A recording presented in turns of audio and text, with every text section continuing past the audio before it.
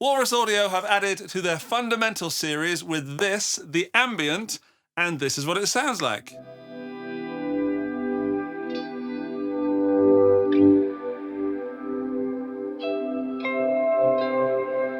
Now, if you're not familiar with the Fundamental series from Walrus Audio, they are the entry-level pedals from Walrus. So we've got 8 others. This is the 9th, and they've got distortion and delay and fuzz and overdrive and now ambient. Every fundamental pedal has 3 modes and 3 sliders, and on this ambient we've got decay, which is the length of the reverb, tone, which is how bright or dark that reverb is, and mix. All the way to the left is just your original signal, all the way to the right is just the reverb signal.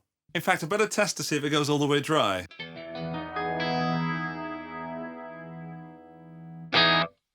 It does. Does it go all the way wet?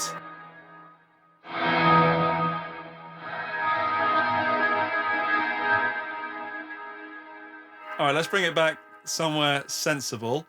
Let's run through the different modes, and I'll start with deep. This is the deep, mysterious one that has a sub-octave, sort of the ambient pedal that Batman would probably play. This is the 𝗬𝗪𝗣𝗪𝗧 Junior. By the way, it's got a single gold foil pickup and just a master volume, so it's quite bright, which is why I've picked it to go with the deep mode. Let's bring out that mix so we can definitely hear those that darkness.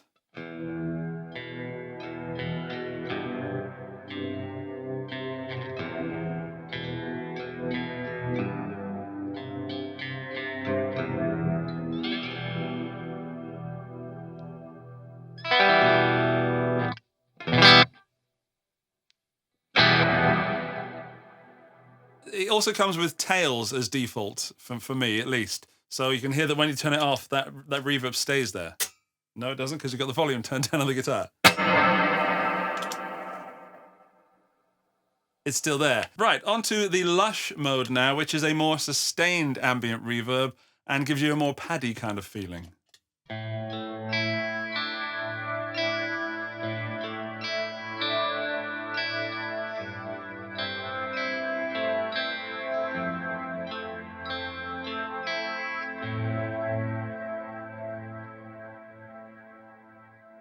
It's still there, and I'm not doing anything. It feels like I could have gone off and got a cup of tea whilst that was happening. All right, one more mode to do. That is HAZE, and that is lo-fi and distorted with some samply bit crushing as well, so it gets a bit gritty.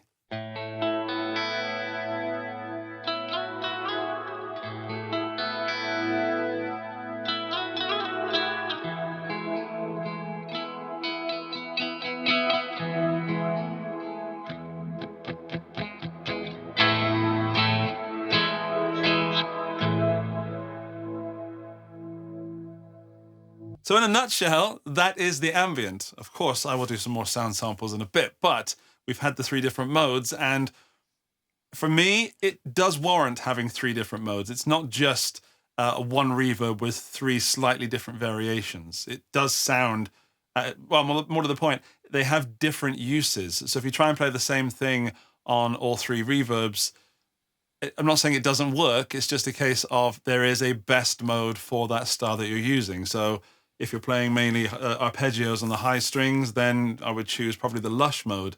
The HAZE mode, definitely for some chordal bouncing, and the deep mode for some low bass riffs, because it adds that extra. In fact, also the deep mode if you're doing the high stuff, because it gets this nice sort of paddy thing underneath. But what I'll do is quickly run through all modes. We're playing the same thing so you can hear the exact difference. I think that's a worthwhile spending of our time.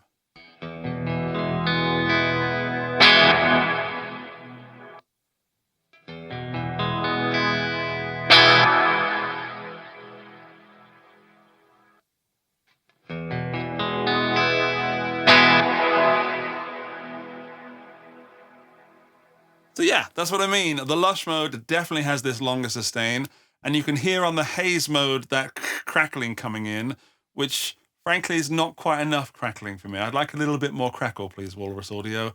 And I think my favorite one has to be that deep. Every time that's the one I gravitate towards naturally. But you might be wondering if you can use the ambient as a standard reverb, because there is a reverb pedal in the Walrus Audio Fundamental range, But let's find out if you can use the ambient as a believable space in which to sit your guitar. So let's do a similar thing. All the patches, all the deep lush and haze settings on the lowest thing I can find that fits, I guess, a small reverb.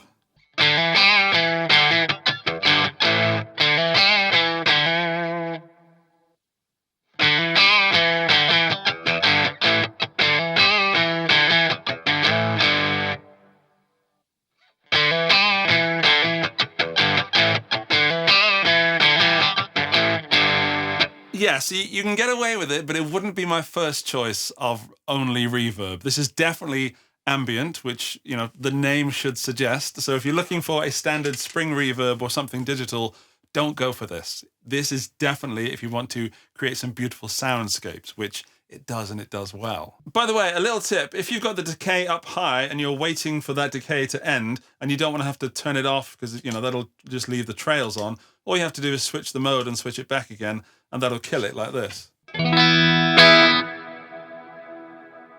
we go. You're welcome. Right, I'm going to give you my favorite settings on the ambient in my top 5 tones, and I get to play some different guitars as well.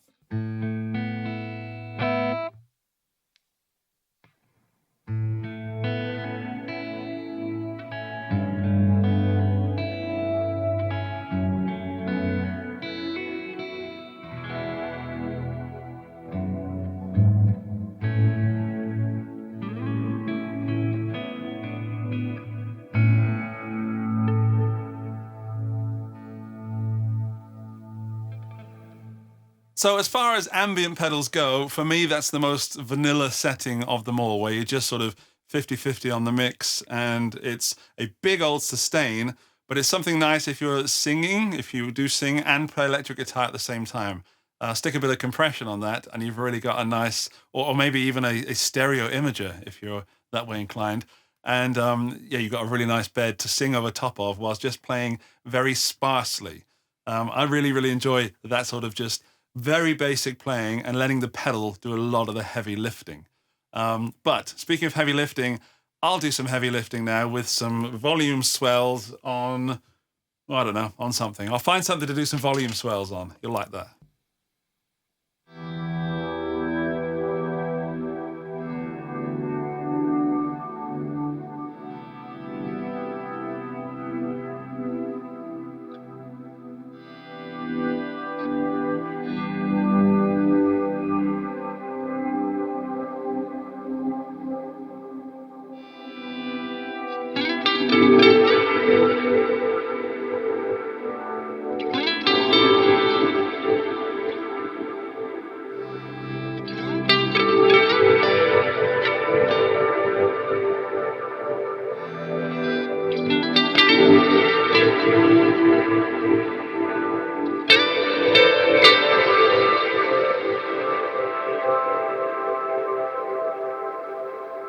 Yeah, that's fun to do. So if you get the timing right and just hit the next chord as you're letting the peak of the first decay wash over, then what was that? What does that mean? What I mean is just listen to what you're playing and don't play it too soon so you end up with this cacophony of chords all over top of one another. But it is fun to do, and I think it's quite impressive as well. I think, you know, people might go, "Oh, that was pretty good, Andy."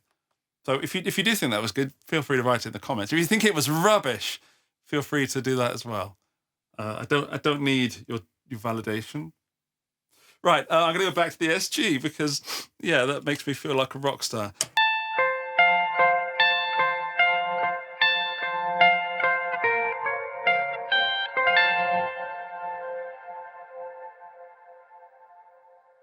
That's a beautiful sound where I'm sitting, and it feels fun to fill up more of the frequency spectrum with just a guitar. So I love that I love ambient music generally, where you cannot generally play much and you get to enjoy your playing as well as, you know, sit back and listen to what you're playing, which is why maybe you're not thinking I'm too excited in this video, but I truly am, because I get to relax a little bit and actually hear more of what the pedal's doing rather than with an overdrive where it's so instantaneous. This ambient style pedal, you get to play and then listen. And that's fun for me. I don't get to do that very often. So yeah, that's why I'm a little bit more, you know, relaxed. But let's ruin the relaxation and stick a fuzz and a baritone through the ambient and then see what happens.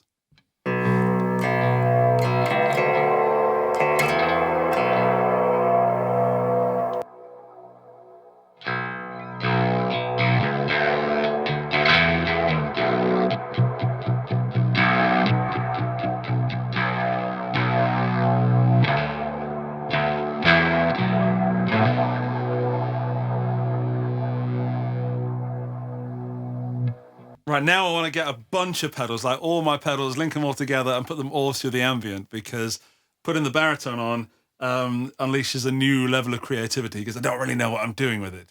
So when I feel less comfortable with something, it makes me more creative. And I guess that is, for me, my connection with ambient music. Just like if you play the wrong note, you're going to play lots of them because it stays for a long time. So you've got to go with it.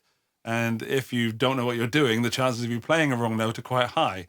But when it goes to the soundscape of the ambient, what am I trying to say? I'm not trying to say the ambient is the best ambient pedal in the world. I'm not. But for the money, you're getting a lot of pedal. You're getting a lot of fun. And if you've never played an ambient reverb before and you don't own one, then this is probably a good choice to start with, because it is easy to use, it sounds good, and I'm finding it creative. I'm so creative I don't want to put the baritone down, which is why I'm stalling a bit. But I have got one more top 5 tone to do. I'll grab something else and we'll play that. With the baritone, I went fuzz into ambient. Now I'm going to go ambient into motherload, which is set to the rat.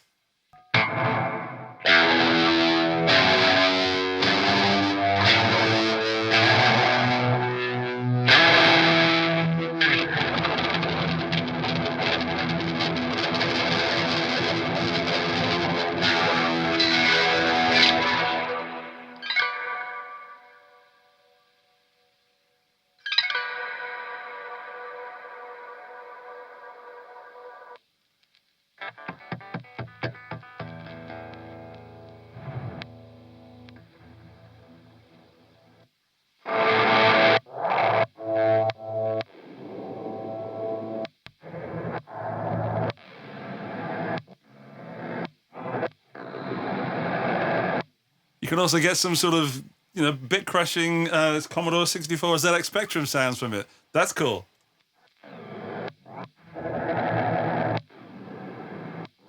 Right.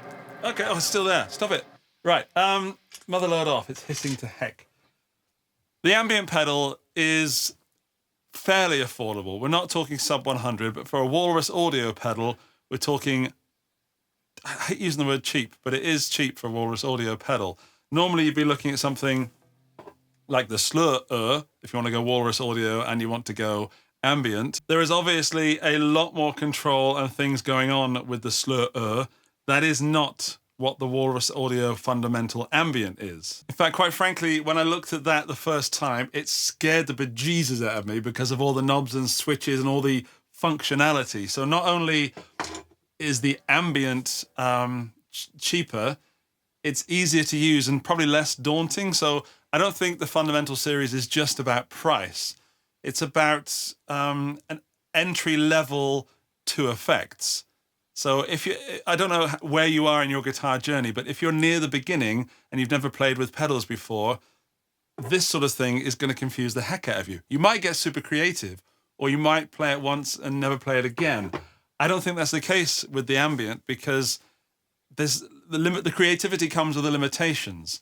And if you're pretty far into your guitar journey, then maybe the ambient will bore you and you'll be, wanting more functionality. But you might also find a setting you really love. So there's beauty in simplicity, is what I'm trying to say. So to sum up this review, if you've never played an ambient reverb pedal before, this is a great first choice. Oh, what's that doing there? Don't look at that. Don't scan that. You might win a pedal. So anyway, think of the ambient as a gateway to those big old soundscapes. And if you create or produce music that requires you to do weird sounds, the ambient is a must-have in your palette of pedals. It probably isn't for people who only ever do heavy chugging and high gain and don't ever do anything apart from that, and you want that dead space behind you. This is not an all-in-one reverb. It is, as it says on the front right there, ambient. And if you ever have to do a 30-minute jazz odyssey, this is the perfect pedal to fill in some spaces whilst your drummer does some ting-tings on the cymbal. Right, there are links to this for Sweetwater and Thomann in the video description. They are affiliate links. If you click them, you will support the channel. There is a subscribe button there. If you click that, it will subscribe you to the channel. Leave me your comments down below, and I will see you in the next one. Bye-bye!